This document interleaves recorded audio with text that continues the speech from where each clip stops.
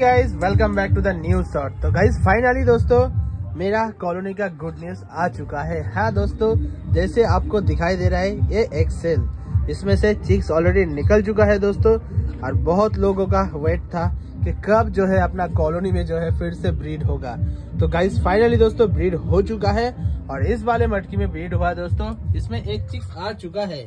हाँ दोस्तों, चिक्स काफी छोटा है और चिक्स को लगभग जो है एक दिन भी अभी कंप्लीट नहीं हुआ है, क्योंकि रात के टाइम निकला था और आज सुबह मैंने जाके चेक किया तो चिक्स निकल गया था। तो गाइस देख सकते हो, सुबह मैंने सॉफ्ट फूड दिया था भीगा हुआ।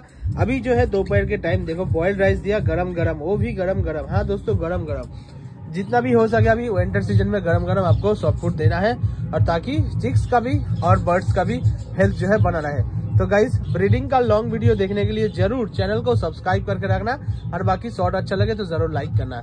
चलिए गाइस मिलते हैं नेक्स्ट किसी शॉर्ट में, तब तक के लिए दोस्तों बाय बाय।